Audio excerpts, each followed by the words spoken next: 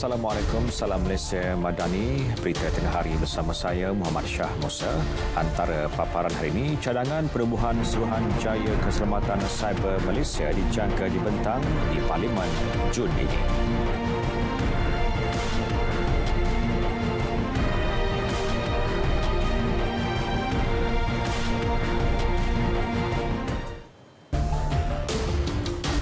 Malaysia sedia membantu Turki dalam pelbagai kapasiti dalam tempoh terdekat. Perdana Menteri Datuk Seri Anwar Ibrahim berkata Malaysia akan menawarkan lebih banyak bantuan selepas perbincangan dengan Presiden Recep Tayyip Erdogan.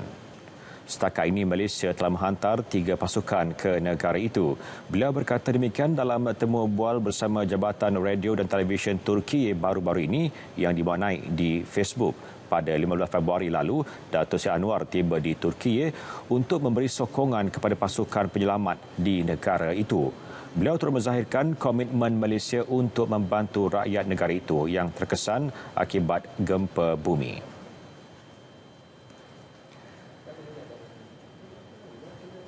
Sebahagian pasukan mencari dan menyelamat SAR Malaysia kekal berada di Turki bagi membantu agensi setempat meneruskan misi bantuan kemanusiaan. Ia juga antara permintaan Presiden Turki Recep Tayyip Erdogan kepada Perdana Menteri Datuk Seri Anwar Ibrahim baru-baru ini.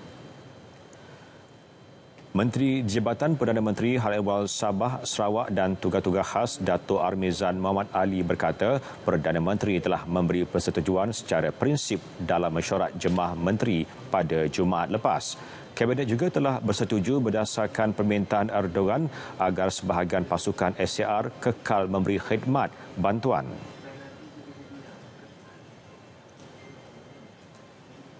Sedikit update lah berkenaan dengan pasukan kita di Turki. Pertama, saya ingin maklumkan bahawa anggota kita yang terlibat adalah sebanyak 140 orang yang terlibat dengan SAR, 2 pasukan dan sebenarnya ada 47 orang daripada mereka yang terpaksa menerima rawatan di sana kerana cuaca yang ekstrim. Melalui pertemuan dengan Presiden Republik Turki, beliau telah meminta agar Malaysia sebagai negara sahabat dapat meneruskan bantuan untuk memanjangkan tempoh anggota-anggota SAR kita, bukan termasuk untuk fokus membawa keluar mayat-mayat yang masih lagi tertimbus di kawasan-kawasan runtuhan. Dan yang amat berhormat Perdana Menteri telah memberikan persetujuan secara prinsip. Bercakap di papar, beliau memuji semangat pasukan SAR Malaysia walaupun berdepan cabaran khususnya faktor cuaca. Hospital Medan Malaysia yang beroperasi di Celik Khan Aditaman terletak kira-kira 152 km dari Gaziantep telah merawat 164 pesakit sejak dibuka 14 Februari lepas. Komander Ops Starlight 2 Brigadier General Datuk Dr. Amran Amir Hamzah memaklumkan cuaca sejuk melampau yang mencecah negatif 10 darjah Celsius pada waktu malam memberi cabaran tersendiri kepada warga ATM terlibat. Bagaimanapun, ia tidak menjejaskan motivasi anggota untuk memberikan perkhidmatan terbaik kepada warga Turki yang terjejas akibat gempa bumi. Rawatan yang disediakan mencakupi rawatan pesakit luar, ibu mengandung dan ginekologi, kanak-kanak, pembedahan ortopedik dan pergigian. Mengikut perancangan awal, hospital itu akan beroperasi di Celik Khan selama 6 minggu, melibatkan 106 pegawai dan anggota.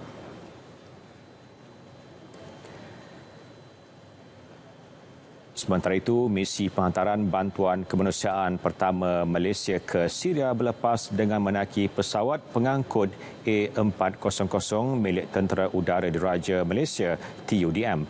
Penerbangan khas melibatkan 51 kru dan wakil Kementerian Luar serta badan bukan kerajaan itu berlepas pada pukul 10.15 malam tadi dari Pangkalan Udara TUDM Subang.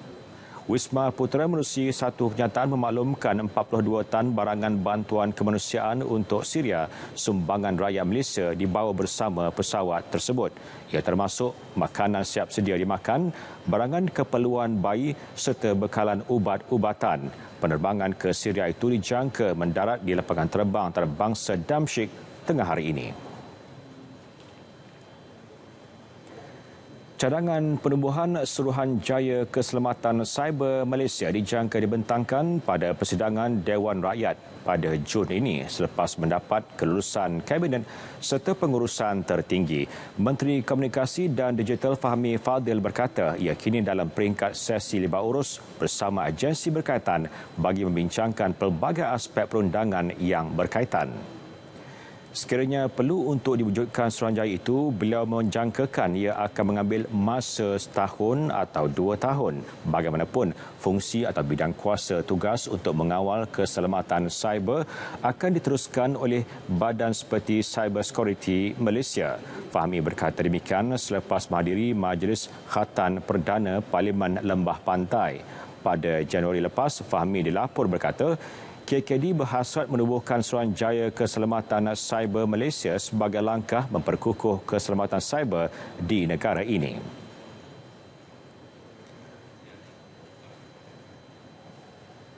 Selain itu, Fahmi juga berhasrat untuk mengkaji semula dasar kriptografi negara untuk memperkemas semula aspek keselamatan data di negara ini. Katanya, kriptografi melibatkan penyulitan yang merupakan kunci keselamatan data. Ketika ini, negara-negara lain telah mula melaksanakan dasar baharu melibatkan kriptografi kuantum iaitu bidang matematik yang lebih meluas.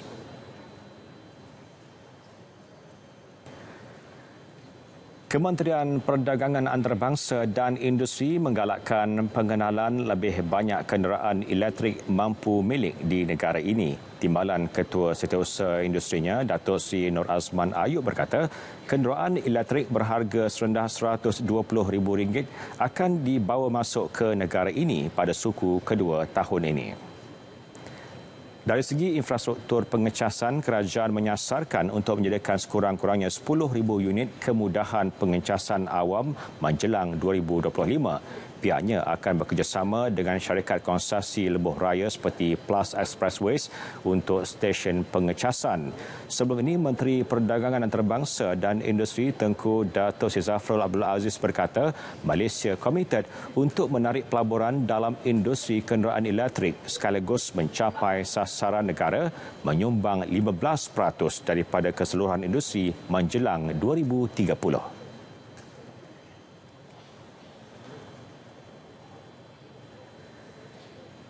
97 pendatang asing tanpa izin parti warga Myanmar ditahan anggota Batalion 8 Pasukan Gerakan AM di Kampung Sapi Jeram, Perdah Rantau Panjang. Mereka yang terdiri daripada 78 lelaki dan 19 wanita ditahan ketika menyorok dalam semak berdekatan sawah padi di kampung berkenaan. Menurut Ketua Polis Kelantan, Datuk Muhammad Zaki Harun, kesemua parti yang berusia 16 sehingga 58 tahun itu tidak mempunyai sebarang dokumen pengenalan diri yang sah. Mereka dipercayai masuk ke negara ini secara haram melalui jalan sungai sempadan Malaysia, Thailand. Kesemua parti dan tekong dibawa ke Balai Polis Jeram Perdah untuk siasatan lanjut. Kes disiasat mengikut Akta Imigresen 1996 Palang 63 dan Akta Kesalahan Keselamatan Langkah-Langkah Khas 2012.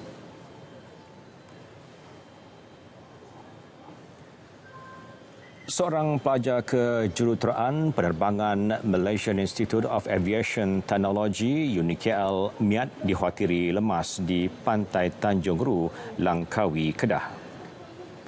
Kenyataan Ketua Polis Daerah Langkawi SCP Syariman Asyari menyebut Bilik Gerakan Ibu Pejabat Polis Daerah Langkawi menerima panggilan mengenai kejadian menimpa Muhammad Fahmi Hafizi Zulkifli, 20 tahun pada pukul 7.20 malam semalam.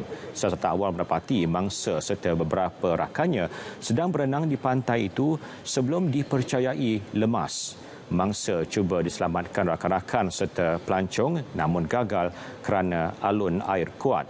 Operasi mencari dan menyelamat dijalankan sepasukan 57 pegawai dan anggota polis, Jabatan Bomba dan Penyelamat, Agensi Penguasaan Maritim Malaysia, Angkatan Pertahanan Awam dan Rela. Operasi ditangguhkan pada pukul 12.30 tengah malam dan disambung semula pagi tadi.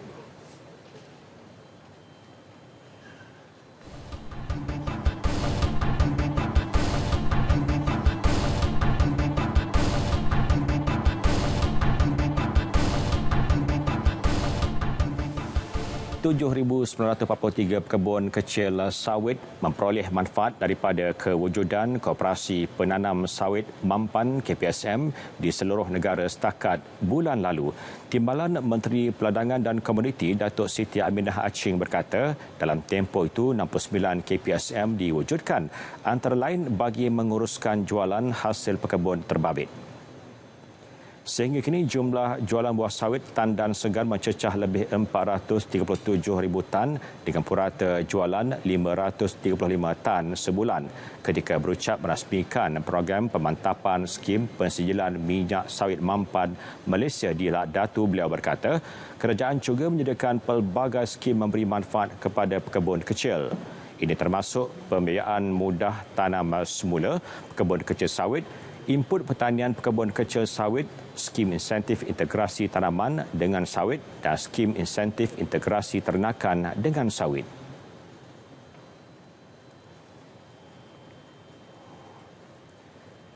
Lembaga Hasil Dalam Negeri Hasil menyarankan semua pembayar cukai untuk menyemak status tunggakan cukai dan sekatan perjalanan terlebih dahulu sebelum membuat perancangan untuk ke luar negara. Pembayar cukai boleh membuat semakan status tunggakan cukai mereka melalui portal MyTax.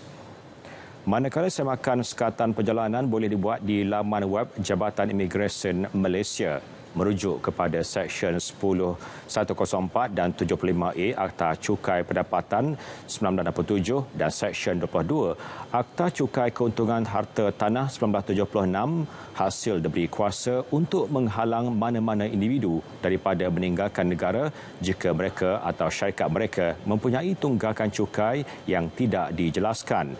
Pemakluman tindakan tersebut akan dibuat ke alamat terakhir yang dikemas kini oleh pembayar cukai kepada hasil melalui data percukaian terkini.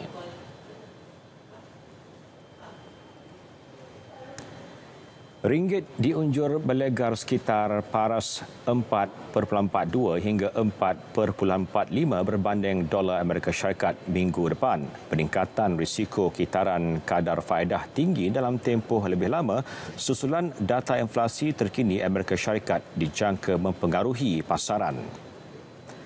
Pengarah urusan SPI Asset Management Stephen Enes berkata minat pelabur jangka tertumpu kepada mata wang selamat sebagai langkah melindungi nilai berikutan kenaikan kadar Rizab Persekutuan Amerika Syarikat.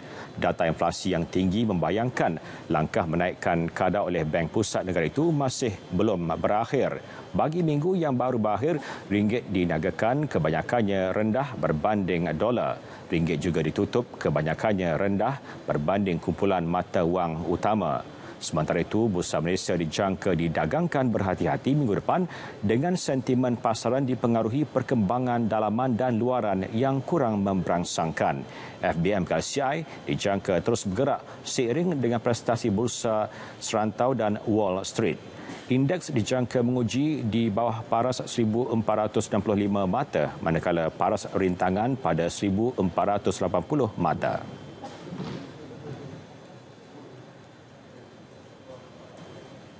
Lembaga Pembangunan Langkawi LADA siap sedia menjadi penganjur bersama bagi acara Roots Asia 2024. Persidangan peserta industri penerbangan rantau Asia Pasifik itu bakal berlangsung di Pulau Legenda itu suku pertama tahun depan.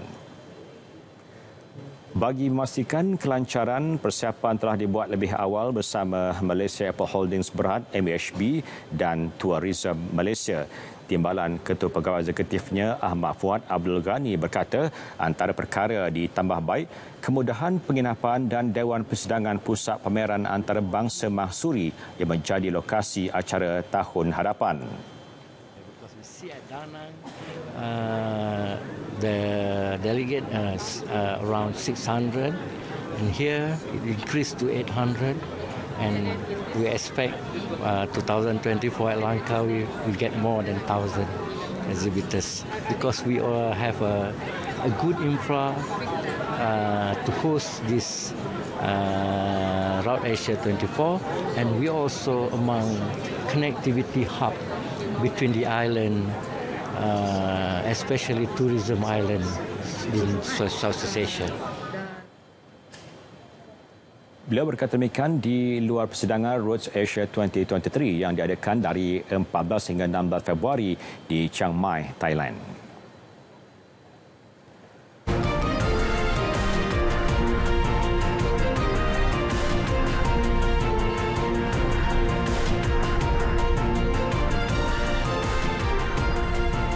Menteri Luar Datuk Seri Dr. Zamri Abdul Kadir mengadakan lawatan rasmi ke Arab Saudi mulai hari ini hingga 23 Februari. Kenyataan Wisma Putra memaklumkan beliau dijadual bertemu rakan sejawatnya Putera Faisal bin Farhan bagi menyusuli perbincangan memperkukuhkan lagi kerjasama dua hala kedua-dua negara termasuk penganjuran Saudi Malaysian Coordination Council selain menerokai kerjasama dalam bidang-bidang baharu. Dalam lawatan itu juga Datuk Seri Dr. Zamri akan bertemu Menteri Pelaburan Arab Saudi Khalid Al-Falih untuk menerokai potensi kerjasama ekonomi baharu antara kedua-dua negara.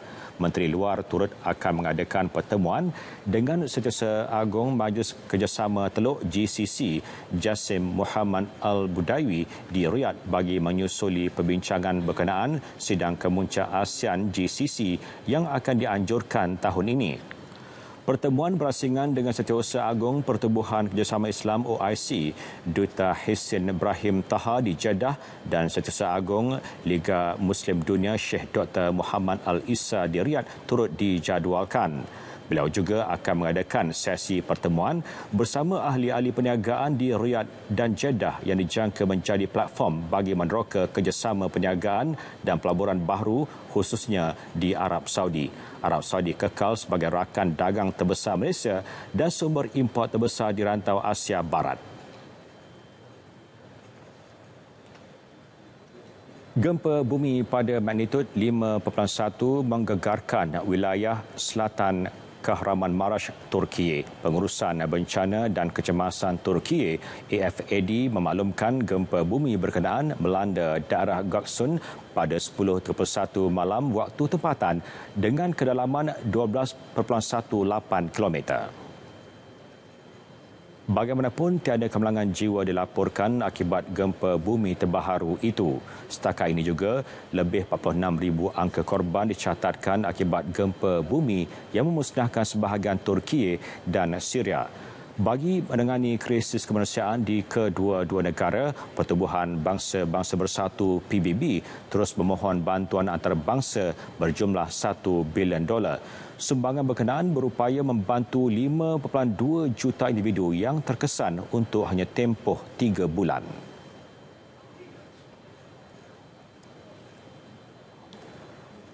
Korea Utara melancarkan peluru berpandu balistik antara benua pertamanya dalam tempoh 7 minggu semalam dipercayai mendarat di zon ekonomi eksklusif Jepun. Menteri Pertahanan Tokyo Yasukazu Hamada memaklumkan peluru berpandu itu mempunyai kapasiti bergerak sejauh 14,000 km dan mampu menyasarkan mana-mana bahagian di Amerika Syarikat. Spesifikasi terperinci mengenainya sedang dianalisis dengan teliti oleh pihak berkuasa perisikan Korea Selatan Amerika Syarikat. Sementara itu, Korea Utara memberitahu ujian peluru berpandu balistik antara benua yang dilancarkan itu merupakan Hwasong-15. Ia merupakan sebahagian daripada latihan mengejut yang dijalankan.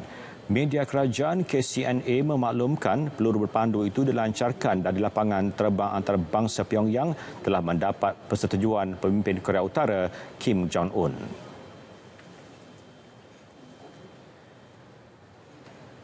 Bekas Presiden Amerika Syarikat Jimmy Carter akan menghabiskan sisa hayatnya di rumah bersama keluarga dan menerima rawatan hospis.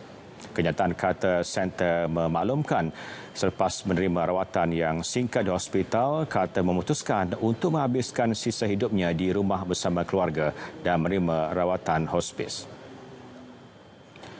Beliau mendapat sokongan penuh keluarga dan pasukan perubatannya. Keluarga Carter memohon agar diberikan ruang privasi pada saat ini dan berterima kasih atas keprihatinan yang ditunjukkan ramai penyokongnya. Carter disahkan mengalami beberapa masalah kesihatan sejak beberapa tahun kebelakangan ini, termasuk kanser otak. Beliau merupakan pemimpin Parti Demokrat dan berkhidmat sebagai Presiden Amerika Syarikat dari 1977 hingga 1981. Beliau merupakan bekas Presiden Amerika Syarikat tertua yang masih hidup.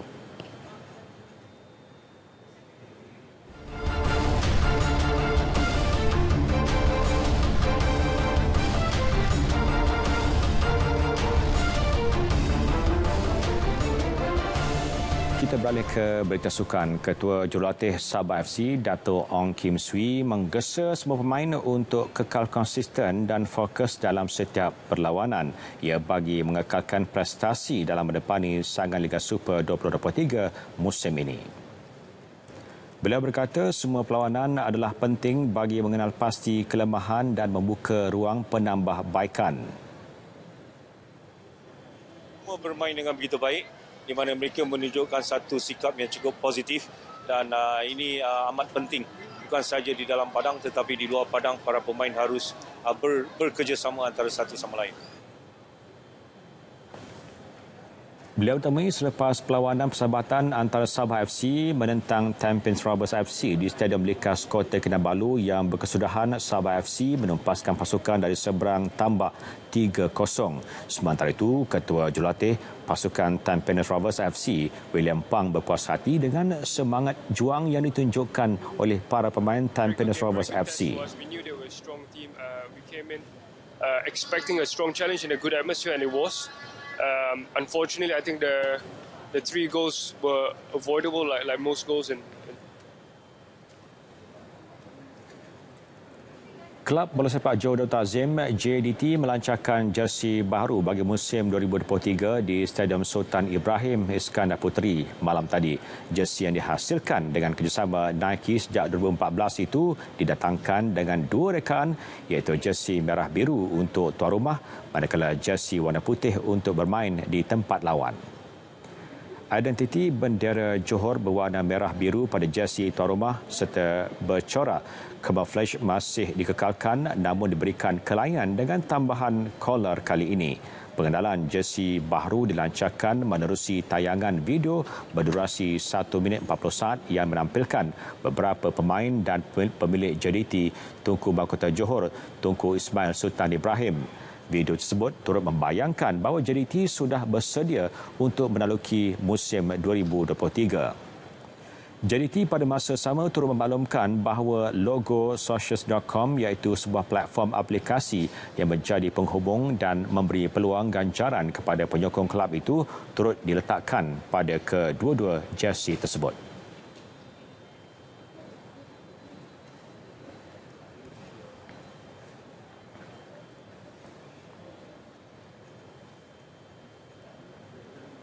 Liga Futsal Premier Kebangsaan MPFL 2023. Pahang Rangers FC berpesta gol apabila membenam Sabah 9-1 pada aksi pembukaan di Stadium Tertutup Sukpa Kuantan malam tadi.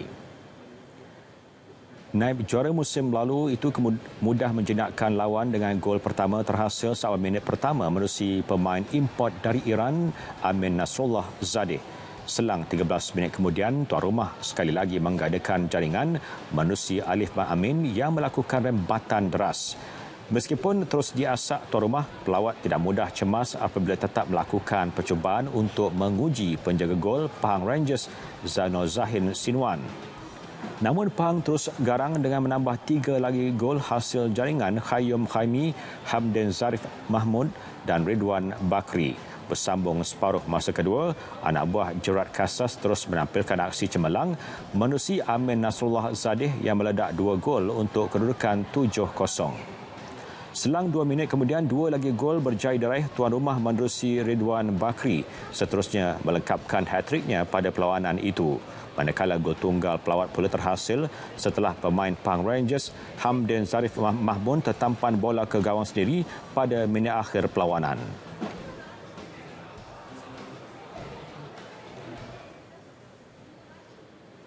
Sementara itu, pasukan Selangor Mac memulakan saingan musim ini dengan langkah kanan apabila berjaya menewaskan PFA Odin Sarawak 5-1. Dalam saingan tersebut, skuad bimbingan Edgar Eder Balso mempamerkan aksi menarik pada perlawanan pertama mereka. Pasukan Selangor berjaya menjaringkan gol pembukaan seawal minit ke-6 menerusi Matheus Vasconcelos Silva sebelum Muhammad Aidil Syahri Rosli menjadikan kedudukan 2-0 pada minit ke-20. Tekanan terus dirasai pasukan lawan apabila Selangor Mac menambah 2 lagi jaringan pada minit ke-30 dan 32 menerusi Muhammad Aidil Izwan Mazlan serta Muhammad Bukhari Samsudin. Sarawak dilihat cuba bangkit menerusi jaringan pemainnya. Jogi Kinklaze Tom namun gagal menyekat kemarahan Selangor yang menjadikan kedudukan 5-1 hasil jaringan Wan Muhammad Nur Azhar Wan Ahmad pada minit ke-37.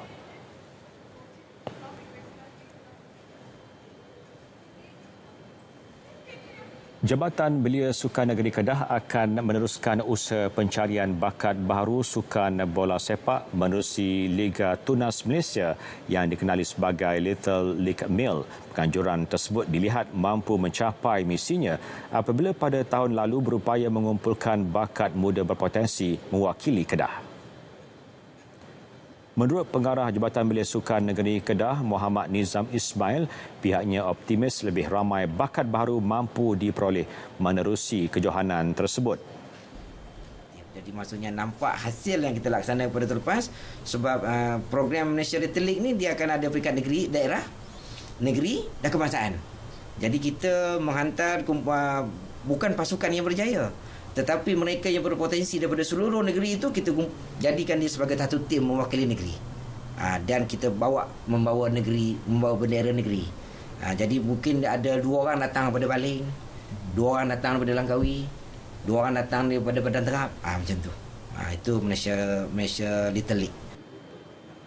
Edisi sulung Malaysia Little League Male 2022 yang berlangsung di UKM Bangi pada Disember lalu menyaksikan pasukan bawah 16 tahun SMK Mergong berjaya menjadi juara kebangsaan.